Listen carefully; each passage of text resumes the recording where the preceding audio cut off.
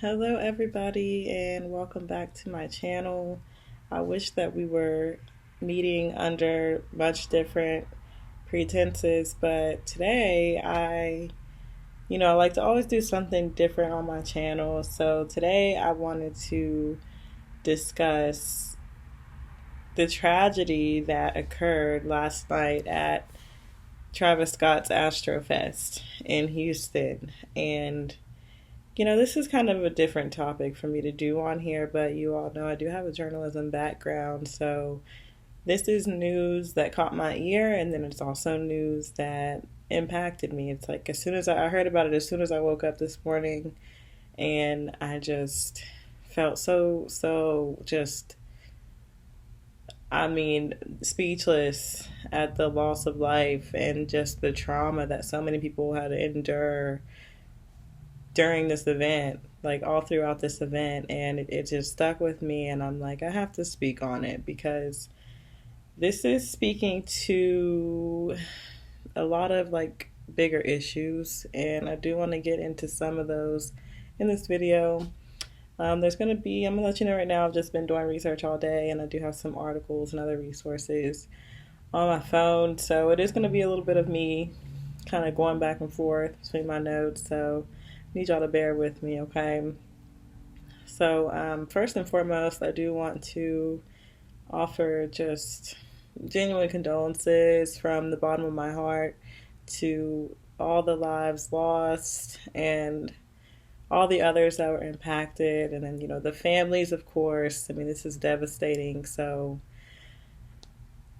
yeah, I can't even grasp like this level of tragedy in a situation where people went to go have fun, and then this is the outcome. So much love and healing energy going out to those affected, and even us just hearing about it, it is very traumatic and devastating to learn about this loss of life. So yes, definitely I encourage everybody else to send love, and maybe if we find some other ways that we can support these people at this time, we'll spread that around as well. But for now, let's just kind of get into what exactly happened last night.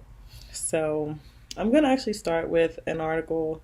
This seems to be a Houston publication, KHOU. I'd never heard of it before, KHOU 11.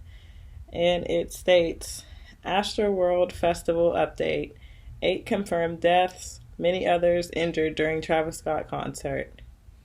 About 24 people were rushed to Houston hospitals, and at least 11 were in cardiac arrest. This is from the police chief, or the fire chief, I'm sorry. It says the victims were as young as 10 years old. So here's how the article is laid out. At least 8 people died and several were injured during mass chaos at the Travis Scott concert at Astro World Festival in Houston on Friday night, Fire Chief Samuel Pina confirmed. Okay, it said about 24 people, were rushed to Houston hospitals, and at least 11 of them were in cardiac arrest when they were transported. Some of the victims transported were as young as 10 years old, according to Harrison County Judge Lena Hidalgo. I'm sorry if I'm butchering her name. Our hearts are broken, she said. They are working to identify victims who died, and families are asked to go to the Wyndham Hotel at 8686 Kirby if their loved ones are missing. HPD and HFD personnel and counselors are there to assist them. The Houston Office of Emergency Management also posted phone numbers for those who haven't heard from a loved one who was at the festival, and you're urged to call 311 or 713-837 0311. And just in case I have anyone from that area, again, that number is either 311 or 713 8378. Oh, I'm sorry, 837-0311. And the location you can go to if you're still looking for a loved one is Wyndham Hotel, 8686 Kirby. So, wow, I mean, just imagine, and I'm sure I wasn't the only one that woke up to that this morning and was just like, wait a minute, what did I read? Or, what is going on? So, I think it was, I seen someone, one of my mutuals, talking about just how capitalism makes us all like less empathetic. We're more hyper individualistic in this society. And, I see stuff like that because I do follow a lot of anti capitalists on my timeline. So, I'm like, okay, retweet, retweet, retweet, of course. And then I start to see like very graphic videos of, I don't even really want to speak on it because I'm sure you've all seen it yourself, but just people literally piled on top of each other, with their faces turning blue. And, as well as just people screaming, lots of visuals of people screaming, stop the show, stop the show. And, just two different realities. You have people that are suffering, and then you have people that are, still continuing to party despite what is going on. So it paints a really, really interesting picture. And again, I just want to offer my condolences to anyone affected by this. I mean, just from the accounts that I've heard and read through on social media, this was, like I said, an extremely traumatic event. I mean, there are people, like I said, begging for help. There are people that are totally unconscious. There are people dancing on top of emergency service vehicles as they're trying to treat people. I mean, just anything. I can't even say anything that you can imagine because this is just beyond all comprehension for me. One person gave their account of the terrifying experience that they had of being in the concert like a typical concert goer would be, and just kind of waiting for things to get started. When you're trying to get you a good spot and you're kind of waiting for things to get started. And then, she was there with a friend, and then she started to notice that they were just getting less and less space, getting just kind of drowning in people. And she got to a point where she lost her friend, and she just saw people around her like really, really struggling to breathe. And she got to be that way herself. So much so that she tried to climb up a ladder leading to the stage and get the attention of a cameraman and say, hey, people are over here passing out. Can we stop the show? Can we get some kind of help? What? Hey, like literally yelling, like trying to get the attention. And the cameraman literally like shoos her off the stage. Like literally is like, get down, not caring, not caring. And, this is alleged, but a lot of people said that they were told, the people that tried to stop the show were told that they weren't going to stop it because it was live streaming. So, I mean, that's alleged, but that in itself is just very trash. And going back to the girl's recollection of what happened, I mean, the way she described it, I'm sure y'all can find it on Twitter, was just like the most scary description of a claustrophobic situation. Like, I've always been kind of claustrophobic myself, but the degree in which that she was explaining it and the panic that sets in when you're actually in that kind of situation was just, I mean, terrifying. I mean, it's terrifying to think of like being boxed into a point to where you're having trouble breathing. There's just not enough space for you to inhabit as a human being. Like, that is a scary thing. So if you haven't had a chance to read her account, please do. There's so much. I mean, there are even, it's so many different aspects that just make this so messed up. And then there's the rumors too of like heavy drug use, people having, this is all alleged, fentanyl overdoses from, lace drugs that they bought at the show. So it's a lot of different information, y'all. So, I mean, just sort through it as you will. I mean, I think we're all just trying to figure out what happened here because it's just so traumatic. The thing that really, and then aside from that, we'll come back to that. This is still, COVID never ended, y'all. Like we've never beat COVID. Like we never did that. So it's like gatherings like that are already dangerous to that capacity, and then it's like we're still in a global pandemic with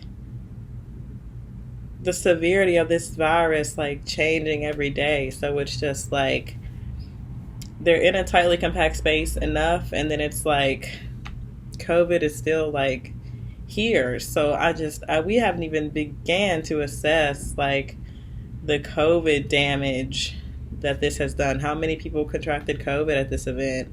You know, how many people are suffering from long-term COVID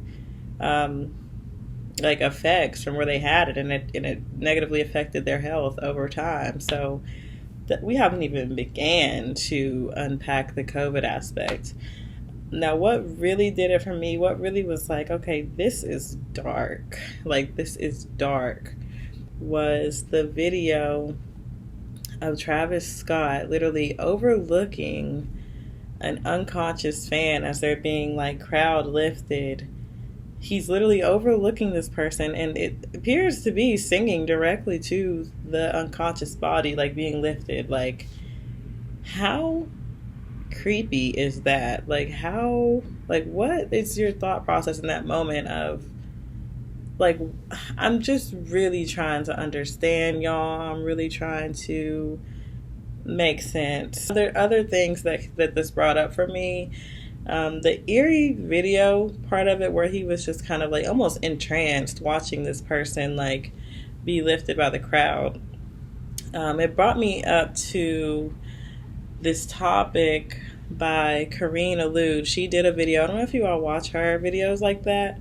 She does like different kind of videos, y'all. Like she does like breakdowns on, you know, just famous movie stars, you know, just figures in history. But she kind of went off on her own kind of separate thing this time around with this particular video I'm going to bring up.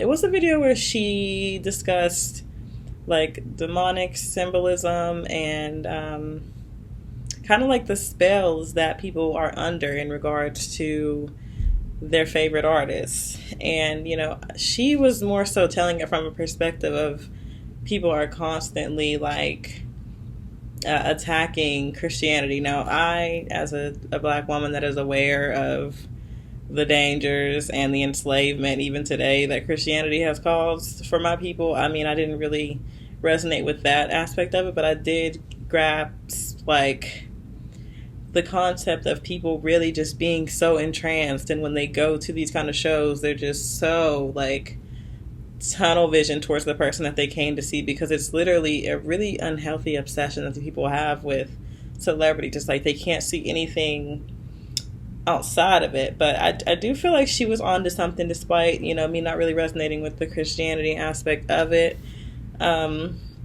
She mentioned Little Uzi Vert did have a show in 2018, I believe it was in London, and he literally told his fans during the show that they were going to hell with him, and it was too late because they had already listened to too much of his music, and that, you know, they were on this path to hell with him. And I don't know. I think too, you know, she also mentioned her being of Haitian descent, and that there's a lot of symbolism that these artists like to use. Kanye West, he's big for it. He likes to really, really play in people's face when it comes to like these religious symbols. And, you know, she was just mentioning it being of Haitian descent, how a lot of these symbols that these artists use are actually used in like voodoo rituals and other practices like that.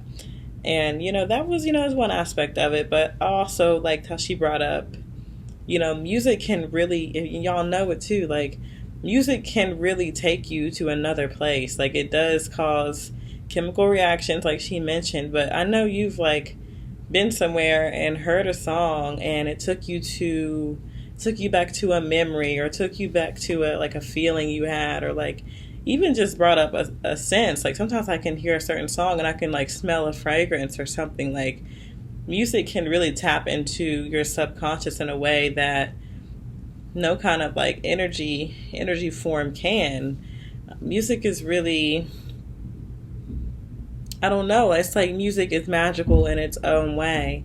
And I think too, just not just that, but I feel like in that sense, she did mention, your brain will take orders subconsciously when you're kind of in that feeling of music. You're like entranced with music or a certain song. It's like your brain will take orders subconsciously. And as you can see, like at a show like that, particularly last night, it's like these people are entranced. They're entranced, and we'll get more into like this trance that they're in that Travis Scott has encouraged over the years, this concept of raging. We'll get into that, but it is almost like the crowd becomes possessed and entranced by this performer. And then also the spell is really people not being able to cancel these people. Like they really do have them under a spell to where it's like they can do no wrong. And that's kind of where I see like the resonation, because I know people are like, don't try to make this a big whole spiritual conspiracy theory thing. And I totally get that, because that's not the direction it needs to go in. But there is this acknowledgement that we need to go ahead and accept that music is energy and music is an exchange. It does, like I said, bring about chemical reactions, and it does subconsciously affect us, whether we want to accept it or not, whether you want to look at it as spiritual or not. We are affected and we are moved by music. So I'm not saying that that's the conspiracy theory, like, oh, he's, having this ritual and everybody's just spazzing when they get around him. And, I do think it's been a culture that he has encouraged. So with that being said, let's get into kind of like the branding around Travis Scott. It's like he has had this rage theme that he has encouraged over the years. That's like his thing. It's like he has encouraged people to just go crazy, be as wild as you can, be as violent as you can, overlook safety measures, go hard when you come to my show. Like that's been the vibe. And I think, I don't know, it just kind of reached a head like that, but he's really been kind of curating this energy. I saw an old video of him where he was literally telling his fans to fight another fan, telling them to get him, literally like sicking other fans on a fan. And I was just like, this is not it. Like, why do you enjoy having that power of being able to tell somebody to inflict violence on somebody else? Like something's not adding up here. And two, I feel like, I did see a post that was like, these artists, they do enjoy being able to, they're harvesting the energy of their supporters. And it's not necessarily, again, it's not, you're trying to have this spiritual conspiracy theory. It's no, like these people are really narcissists, and their fan base is their supply. Like they really do get a kick out of being able to exert a power over these people due to their obsession that they have with them. They know that people are obsessed with them, and they really do get a sick kick out of that, y'all. So I mean, it's just something to think about. And then also, I mean, more about his brand is like this really, really weird, like just dark themes. A lot of people reported that they've seen a lot of signage around the concert that was like, see you on the other side. Like, and it was just like plastered all throughout the concert, like, see you on the other side, see you on the other side. Like, that's so dark to me. And just imagine like you're there, you're partying, and like, you feel yourself kind of getting weaker, and then, you're seeing imagery like that all around. It's just, I don't know. I don't know. And then even too, like when some people were telling him he needed to stop the show, it was just like kind of just overlooked. And even at one point he said, y'all know what y'all came here to do. So, I mean, it's like I said, it's very much encouraged, and he has been doing this for years. He literally promotes chaos. And most people are saying too, like, yeah, it's okay to like have this mosh pit, to really turn up in the crowd and stuff like that. But there is an etiquette where it's like, if you see someone down, you would think that your humanity, even outside of any kind of etiquette, would kick in, and that you would say, hey, let me help this person up off the ground. We can enjoy the show together, but let me make sure you good. Like, you would think, you really would think, but that just didn't appear. I don't know if these people were just so entranced or what it was. So that just kind of brings me to what went wrong here. And, we can acknowledge that multiple things can be true at once. Multiple people need to be held accountable in this situation. So what it really comes down to, y'all, is capitalism. I hate to say it, capitalism really is the root of so much evil. The love of money is just the root of so much evil in this world, beyond our society. Just this world. Because what this capitalism breeds, y'all, is just, first of all, it promotes this obsession, like I said, with these people that do have money and that do have capital. It's like we become so fixated on them, and because just the concept of wealth is just so glamorized, and if you don't have wealth, then you're shamed. You're literally shamed in this society for being impoverished, because that's what capitalism does. Capitalism wants you to keep striving and keep falsely believing that the exuberant lifestyles that these rich and wealthy live is accessible to you too. If you just work yourself into the ground for 50 years, then you can maybe. And it's just like, I'm not. And I had to get out of that too, because it's like I almost make myself feel bad for not having capital at times. And it's just like, no, like you're you're almost internalizing it. And, just this push to just constantly try to strive for this life of a capitalist that is not accessible. And like I said, when we do come across capitalists like Travis Scott, like Kanye West, it's like they're glamorized to the point of them being idolized. So that's just the result of us living in a capitalist society. We look to the capitalist as, the leaders of the society.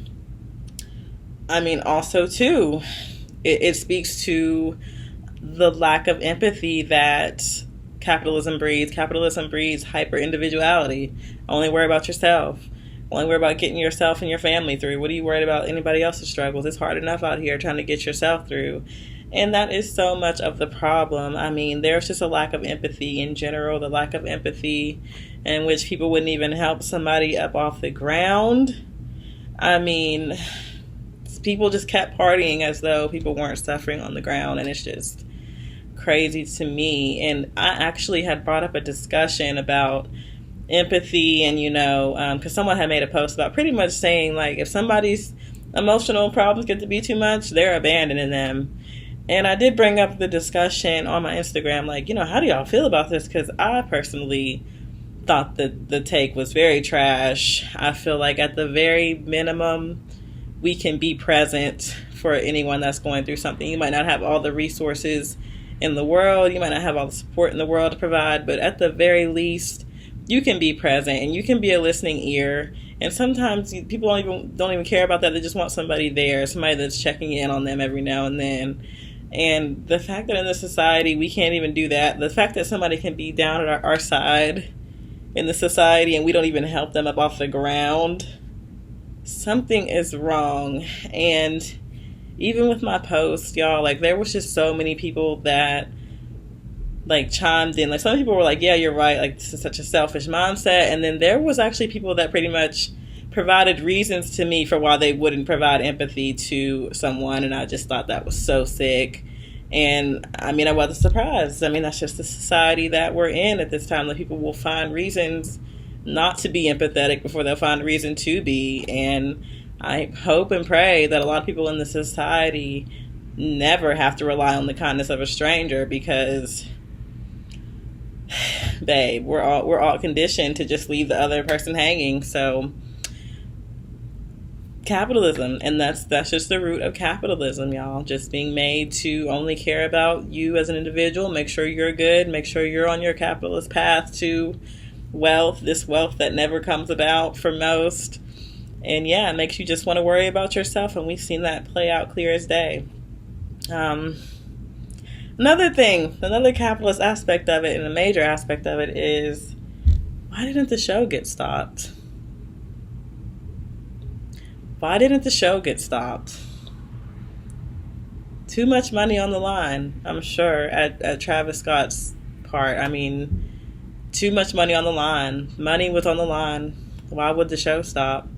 And even, the cameraman, he's like, I'm not going to stop my bag because y'all over there dying. Like, too much money was on the line for anybody that could have potentially put a stop to this. And that's why there was no stop. And then there was clearly a loss of human life. There's been lots of proof of, like, other celebrities that kind of had similar situations. Like, there was a video of Logic surfacing where he actually put in the effort to stop, like, a rowdy crowd and, like, make sure the person that fell down was good. Like, he stopped the show, and he's not the first to do that. So it is possible, and it's just odd to me how, like I said, there was that clip of him just overlooking someone just unconsciously be lifted out, and you're still singing, you're still hitting the robot, and allegedly there's rumors that you still went to an after party after this. So it's not looking good. It's looking real bad for Travis at this point. Kylie Jenner, babe, you're gonna have to open your purse, because but then I even heard rumors that, which is all alleged, that people had to sign a waiver saying that the festival wasn't responsible. So I don't know. We'll just see as time goes on, y'all. We'll try to figure out what's going on as time goes on. Again, I'm just going to conclude here, y'all. I do want to offer my condolences. I'm just very saddened by this. It's been on my mind all day long, and I did just want to speak to this issue. It's sad how distant we've become from each other, and I do hope that something changes. I hope that at the bare minimum, something changes, and that this loss was not in vain. I hope this is really eye-opening to people, and just how cruel we've become to each other in the name of capitalism and in the name of getting ahead. I think it'll be interesting to see what kind of damage control was done on Travis Scott's part. He did release a very vague and weak apology, in my opinion, and I mean, I'm just getting really tired of the note tap apologies. I mean, that's all you have to say? And this is like such a huge loss of life, and these people love and support you so much, and all you have for them is a note tap apology. Yeah, we'll see. We'll see.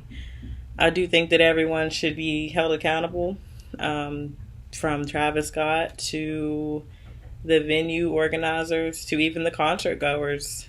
Nobody is getting off the hook with this one. There were so many moving pieces that were moving in the wrong direction in this instance, and people paid the price with their life. So yeah, y'all need to be held accountable, because these people came to a leisurely event looking to have fun and had no concept that they even like who thinks you're going to go to something like this? Like, you look forward to this for so long and it ends in tragedy. Who thinks that? Who thinks like that? This could have been prevented. I just urge everybody else to be safe just in your day-to-day. Send love, and if we find more ways to help out those that were impacted by this, then let's spread those to one another. I just have so much love and healing energy, like I said, going out to anybody impacted, anybody that was just, as I can expect, to be just so traumatized by what they saw.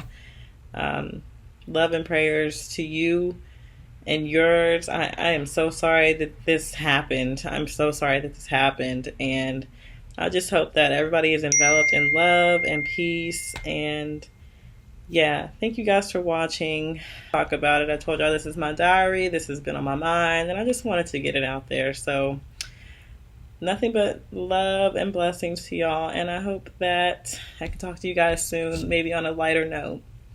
Until then, bye guys.